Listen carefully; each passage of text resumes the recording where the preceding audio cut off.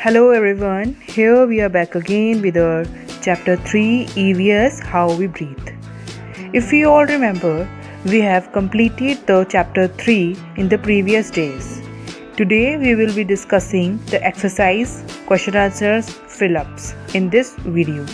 So I request all of you to please ready with pen and paper, or if you have made copy of EVS then please ready with that and note down the answers of the question answers and fill-ups of chapter 3. If you all remember, I have given you one worksheet in the previous days of EVS period. तो आज हम उसको solve करेंगे. First question जो था define respiration, ये आपका exercise में भी क्वेश्चन है तो मैं तब डिस्कस करूँगी. सेकेंड क्या था आपका फिलअप्स जो हैं, फिलअप्स आपको यहाँ पर ऑलरेडी दिए हुए हैं. The process by which we take in air is known as inhalation.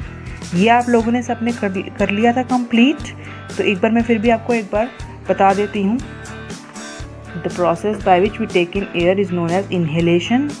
The wind pipe is also known as trachea and the exhaled air has higher amount of carbon dioxide and is warmer than inhaled air.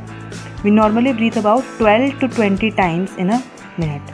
When we breathe in, the air enters through our nostrils into the nose. I hope आप लोगों ने सबने किया हुआ है ये, और मैंने आपको ये रिटर्न में वर्कशीट भेज दी थी ना. अब मैं आपको जो मैंने आपको वर्कशीट में फिलअप्स दिए थे वो करवा रही हूँ.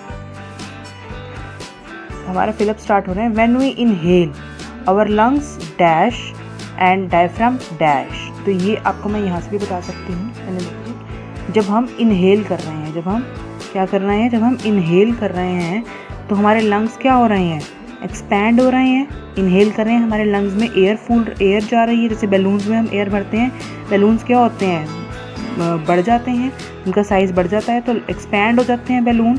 वैसे ही हमारे लंग्स भी एक्सपैंड हो जाते हैं. और स्पेस तो एक ही है, लंग्स और डायफ्राम आपस में जुड़े हुए हैं. जब लंग्स बढ़ेंगे तो डायफ्राम क्या होगा, अपने आप को छोटा कर लेगा, कॉन्ट्रैक्ट कर लेगा. तो जब हम इनहेल करते हैं, एयर जाती है हमारे अंदर, तो लंग्स एक्सपैंड होते हैं और डायफ्राम कॉन्ट्रैक्ट. तो यही है मैं लिखा है, when we inhale our lungs expands, बढ़ जाते हैं, और डायफ्राम क्या होता है, छोटा हो जाता है, कॉन्ट्रैक्ट हो जाता है. और इसका उल्टा क्या है, एक्सहेल में उल्टा हो जाएगा. लंग्स क्या होंगे, कॉन्ट्रैक्ट हो जाएंगे, और डायफ्राम क्या हो जाए, एक्सपैंड हो जाएगा. आप उल्टा भी लिख सकते हो, कॉन्ट्रैक्ट और एक्सपैंड लिख सकते हो. मैंने कोई और वर्ड यूज़ करे हैं जो हमारी बुक में यूज़ हुए हैं, आप वो भी यूज़ कर सकते हो.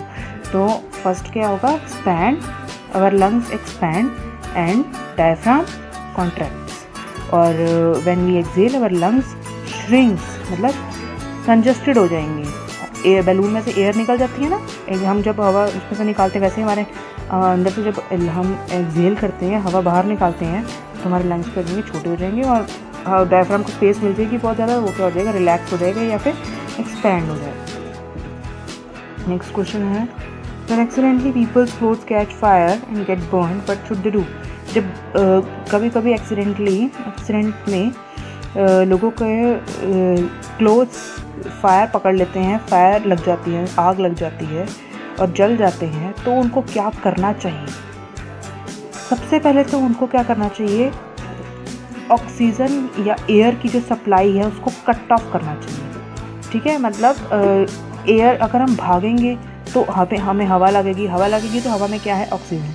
तो ऐसा बिल्कुल भी नहीं करना चाहिए. क्या क्या करना चाहिए, one should cut off the supply of oxygen. कहाँ से आ रही है ऑक्सीजन, एयर से. And do the following if clothes catches fire. सबसे पहला स्टेप क्या है, स्टॉप. भागना तो बिल्कुल भी नहीं चाहिए, डू नॉट रन. बिल्कुल भी भागना नहीं चाहिए. क्या होना चाहिए, रुक जाना चाहिए जैसी फायर लगी. दूसरा, ड्रॉप, मतलब हमें ज़मीन पर लेट जाना चाहिए. ज़मीन पर लेट के अपने दोनों हाथों को मुंह कवर कर लेना चाहिए, और फिर क्या करना चाहिए, ज़मीन पे लेट जाना चाहिए. थर्ड स्टेप क्या है, role.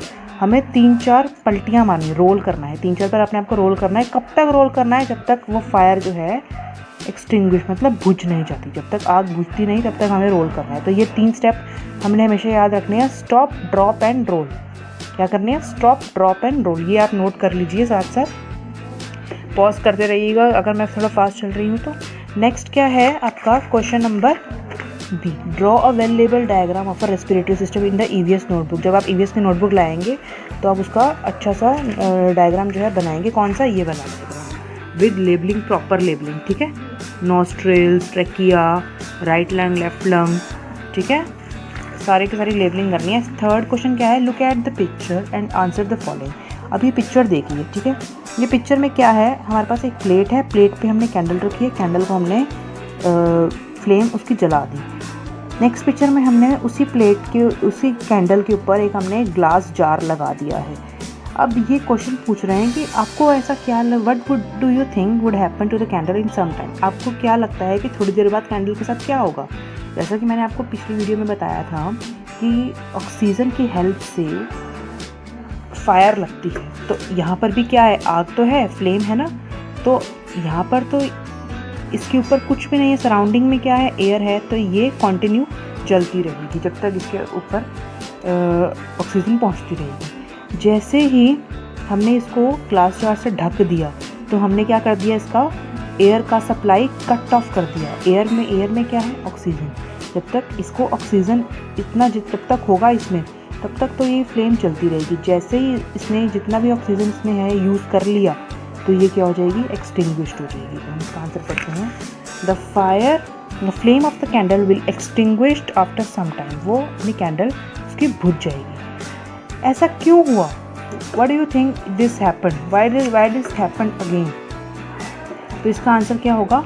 After covering the candle with glass we have cut down the supply of air. हमने जब उसको कैंडल को ग्लास जार से कवर किया, हमने क्या कर दिया? उसकी ऑक्सीजन की सप्लाई को कट कर दिया। क्या कर दिया? ऑक्सीजन की सप्लाई को कट कर दिया, जिसकी वजह से कैंडल जो है वो बुझ गई। और ऑक्सीजन क्या करती है? कैंडल को जलने में, बर्निंग में हेल्प करती है, ठीक है। Oxygen helps in burning. तो इसीलिए हमने उसकी सप्लाई को जब बंद कर दिया तो कैंडल जो है वो अपने आप बुझ जाएगी, एक्सटिंग्विश हो जाएगी उसकी फ्लेम। नेक्स्ट क्वेश्चन है हमारा, answer the following. What is the difference between inhalation and exhalation? मैंने आपको लास्ट वर्कशीट में करवा दिया था, एक बार फिर से देख लीजिए क्या होता है। इनहेलेशन क्या होता है? Inhalation is the process, write down, the process by which we take in air और oxygen is known as inhalation. Next लिखिए, फुल स्टॉप लिख के, the process by which we give out carbon dioxide is known as exhalation। तो ये हो गया आपका inhalation and exhalation का definition। नेक्स्ट क्वेश्चन है आपका, right a short note on the breathing process in human beings. तो अब वो उसका आंसर नोट कर लीजिए।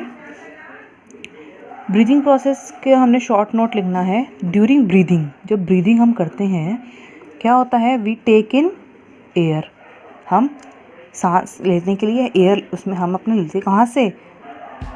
To our lungs, through our nose, nose के थ्रू हम लंग्स तक एयर पहुँचाते हैं और फिर लंग्स जो है वो ऑक्सीजन लेके कार्बन डाइऑक्साइड वापस भेजते हैं and then expel it. During breathing we take in air to our lungs through our nose and then expel it, निकाल भी देते हैं कार्बन डाइऑक्साइड। फिर breathing consist of two processes, जो हमने भी पहले पढ़ी है, inhalation and exhalation. Breathing consist of two processes. कौन सी? फर्स्ट है the process by which we take in air और oxygen is known as inhalation. The process by which we give out carbon dioxide is known as exhalation. ठीक है, तो ये है हमारा शॉर्ट नोट ऑन ब्रीदिंग। आपको ये बात पता है? बिल्कुल पता होगी। एट रेस्ट, जब आप रेस्ट पे हो, मतलब आप जब बैठे हो आराम से, तो आपकी ब्रीदिंग रेट कितनी होती है? At rest we normally breathe about 12 to 20 times in 1 minute. 1 minute में हम कितनी बारी ब्रीथ इन और ब्रीथ आउट करते हैं? 12 to 20 टाइम्स। ये आप काउंट करके देखिएगा, ठीक है। नेक्स्ट क्वेश्चन है हमारा, डिफाइन रेस्पिरेशन। रेस्पिरेशन की हमने डेफिनेशन अगर हम देखें तो रेस्पिरेशन की डेफिनेशन कहाँ पर है? ये देखिए, बिल्कुल नोट करिए इसको। Respiration can be defined as the process in which our body uses the absorbed oxygen to break down the food into energy। क्या कहते हैं, रेस्पिरेशन एक ऐसी प्रोसेस है जिसमें हमारी बॉडी क्या करती है, ऑक्सीजन को यूज़ कर लेती है। किस चीज़ के लिए? फूड को ब्रेक डाउन करने के लिए एंड उसको कन्वर्ट करने के लिए। किसमें? एनर्जी में। एनर्जी में जब कन्वर्ट करेगी तभी तो हम अपनी एक्टिविटीज़ कर पाएंगे, खेल पाएंगे, पढ़ पाएंगे, खड़े हो पाएंगे, मम्मी के साथ हेल्प करा पाएंगे, स्टडी कर पाएंगे। एनर्जी की वजह से तो होता है। एनर्जी कहाँ से आती है? रेस्पिरेशन हेल्प करती है अब हमारी बॉडी को ऑक्सीजन की हेल्प से फूड को ब्रेक करके एनर्जी में कन्वर्ट करें। ठीक है, तो बिकॉज ऑफ रेस्पिरेशन हम क्या करते हैं, एनर्जी आती है हमारे में ऑक्सीजन की हेल्प से। तो ये हो गया आपका रेस्पिरेशन की डेफिनेशन, बहुत इंपॉर्टेंट है, ज़रूर आएगी पेपर में, आप ज़रूर इसको याद करिए। नेक्स्ट क्वेश्चन है, one day there was a small fire in Keya's house. एक लड़की है केया, उसके घर में फायर लग जाती है, तो she quickly emptied the mud from the flower pot. उसके पास फ्लावर पॉट था, उसमें से उसने फटाफट से मिट्टी निकाली और फायर पे, छोटी सी फायर थी तो फटाफट उस पर डाल दी। तो why was Keya trying to do, what was Keya trying to do, वो केया क्या करने की कोशिश कर रही थी? Keya was trying to cut off, क्या कट ऑफ, क्या the supply of what, air, and hence air में क्या होता है, ऑक्सीजन। क्या कर रही थी? ऑक्सीजन की सप्लाई को कट ऑफ करने की कोशिश कर रही थी। क्यों? क्योंकि ऑक्सीजन की हेल्प से ही फायर जो है वो इंक्रीज हो जाती है और वो बढ़ जाती है। तो इसीलिए she was doing so because oxygen helps in burning. Oxygen जो है वो बर्निंग में हेल्प करती है और उसने ऑक्सीजन की सप्लाई को ही कट कर दिया ताकि फायर जो है फटाफट से बुझ जाए। फ्लावर पॉट की मिट्टी जो है उसने अपने जहाँ पे फायर लगी थी वहाँ डाल दी और एकदम से जो फायर को जो एयर मिल रही थी, सपोर्ट मिल रहा था एयर का बढ़ने के लिए फायर, तो उसने वो कट ऑफ कर दिया। नेक्स्ट क्वेश्चन है, Anju is running to catch her school bus. कभी कभी आप भी स्कूल आने के लिए लेट हो जाते हैं तो भागते हैं ना, तो वैसे ही अंजू भी अपने स्कूल की बस पकड़ रही थी और भाग रही थी, लेट हो गई होगी वो भी। तो what do you think will happen to her breathing rate? उसकी ब्रीदिंग रेट को आपको क्या लगता है, उसकी ब्रीदिंग रेट क्या हो गई होगी? स्लो हो गई होगी या फास्ट हो गई होगी? बिल्कुल सही, फास्ट हो गई होगी। तो हर ब्रीदिंग रेट इंक्रीजेज, या उसकी हार्ट बीट जो होगी वो फास्ट हो गई होगी व्हेन वी रन। हमारी जो ब्रीदिंग रेट है वो इंक्रीज कब हो जाती है? जब हम भागते हैं, नंबर 1 पॉइंट। जब हम सीढ़ियाँ चढ़ते हैं, क्लाइंब स्टेयर्स, नंबर 2 पॉइंट। और एक्सर्ट आवरसेल्फ, जब भी हम कोई फिजिकल एक्टिविटी करते हैं या फिर हम कोई डर जाते हैं, कभी कभी हम डर जाते हैं तब भी तो हम एकदम से तेज़ सांस लेने लगते हैं ना, तो ऐसा ही है। ठीक है, तो when we run, when we climb stairs और व्हेन वी एक्सर्ट आवरसेल्व्स, तो ये हमारी ब्रीदिंग रेट जो है फास्ट हो जाती है। तो this is all about your chapter 3 question answers. I hope आप सबने लिख लिए होंगे और आप इसको अच्छे से लिख करके आप मुझे इसकी फ़ोटो सेंड कर दीजिए ताकि मुझे पता चल जाए आपके पास रिकॉर्ड आ चुका है, और इसको लर्न करिएगा नेक्स्ट टेस्ट के लिए। All the best, bye.